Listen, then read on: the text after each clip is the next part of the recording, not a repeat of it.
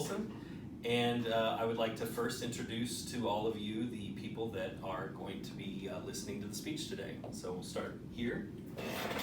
I'm Travis Williams. Mark Berkey. Josh Shuttleworth. I'm Carlos Ramirez. My name is Joshua Lilly. Thank you guys. Thank you for being here. So I was assigned to do a speech on a fond memory that I have of just anything in life. And so as cheesy as this may sound, when I thought of a fond memory, I thought of when I first met my wife. So this speech is entitled, I Was Tricked.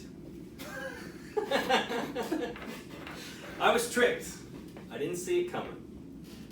I thought I was perfectly fine living alone with two little girls, certain I had no plans for looking for a relationship, just me and my two daughters. No one else. That's the plan, and I'm sticking to it. I was living back at home with my kids, and I was sharing custody with my ex-wife, and we were just trying to make it through the day, never thinking about tomorrow because it was just too sad. But something changed drastically, and I'm here today to share that with all of you. But first, let me tell you about Christina. One day when I was working at NFM, I was working in the warehouse, and I saw Christina from far away, as fairy tale as that sounds, and I was immediately taken back. I saw her smile, and I saw her eyes, and I thought immediately that this was somebody that I wanted to be with, or somebody that I wanted to get to know better. And that was the first time that I'd ever felt that way about anyone. Well, besides Josh. I get that a lot. So, I was just kind of taken back by how much I was interested in her immediately. And so, I followed her I followed her with my eyes until I couldn't see her any longer. And I was just like, why are you so taken? Why are you so smitten by her? I know it's kind of creeper. But our boss at the time, Dawn, had let me know that she had expressed some interest in me. And so I thought, oh, that's kind of cool, She's kind of interested in me, and I kind of think she's pretty cool. So I thought I would see how things are going. So Dawn had told me that Christina wanted to come work with me. She wanted to see the kind of things that I did in the warehouse, and I thought, oh, yeah, of course she does. So, she comes down to help me out, and the more we got to talking, I could just tell, that she really didn't have any interest in the job that we were doing, but she was more about just, getting to know me, and she started asking me the things I was into, and I was kind of really interested in this. I was pretty enamored with her, and but I was kind of off guard because I didn't know what that would look like in the long run, because I'm always thinking about the future, and being a single father, I just didn't know how that would play out. So, but after the flirting continued, and it had gotten to the point even where I walked up to her one time and must have been a little too overconfident and was just like, I heard you got a crush on me,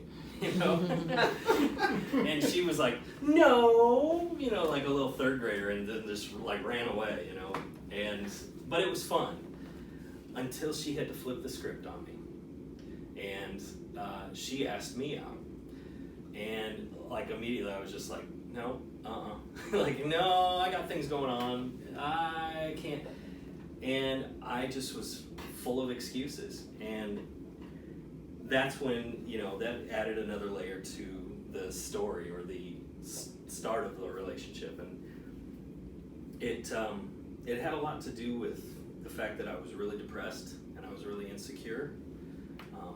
I was just getting out of a relationship with someone I was married to for 5 years, and she was unfaithful, and she had just woke up one morning and said she didn't want to be there anymore, and so it kind of left me just kind of really lost and just not exactly sure what I wanted to do or what I was going to do.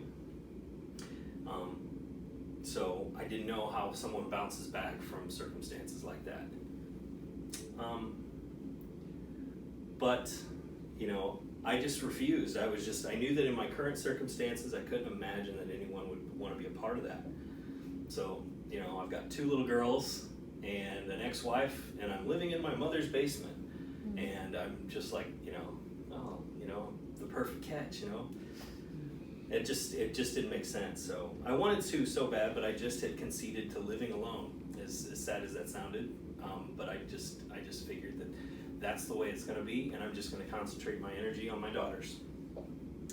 So she continued to ask me. She would find little ways to go, hey, what are you doing this Saturday? Or what are you doing Sunday? Or what's going on Friday? Or, you know, and I would always just, oh, I got my kids, or oh, I got this one thing going on, or just always looking for an excuse for a reason.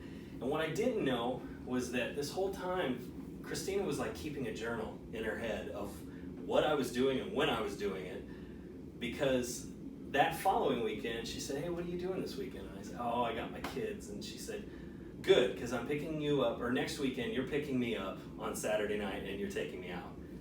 And it was just like, oh, okay, all right, I guess that's what I'm doing. Because she was right. I didn't have my kids that weekend. I had them this weekend. So she caught me. So she's a trickster. She's good. So February 4th, 2006 was our first date. Dinner and bowling. It sounds pretty textbook.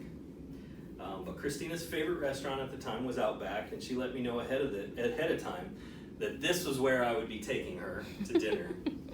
And unlike Christina, the Bloomin' Onion was a sure thing. Although we ate dinner, I don't remember what we ate because I was focused on 2 things. The way I felt when she was talking, and the way she was tearing through that loaf of bread like a wolf. So I had to have her. And after dinner and bowling, pretty textbook, we drove and drove, just talking and talking about all kinds of things. And she told me like everything about her life. It was, you know, just all of the different things that she's gone through. Even the things that she's shared now with the church, she shared in this video, or in this during this date. And it was just kind of amazing how comfortable we were with each other immediately. And I think by the end of the date, we both knew in some way that we were already committed to each other in some way or form, and there was a level of respect and commitment that I wanted to share with her for life. So I took her home and I walked her to her door. And the next day, I had no idea what I was supposed to do. Do I call her and, you know, ask her, you know, tell her how I felt, or do I wait for her to call me, or should I just not call her, you know, and like just, you know, play it off and be cool? And but I wanted to make sure that she knew that I never wanted to be without her again. Wow. And when she answered, she said, I was hoping you'd call.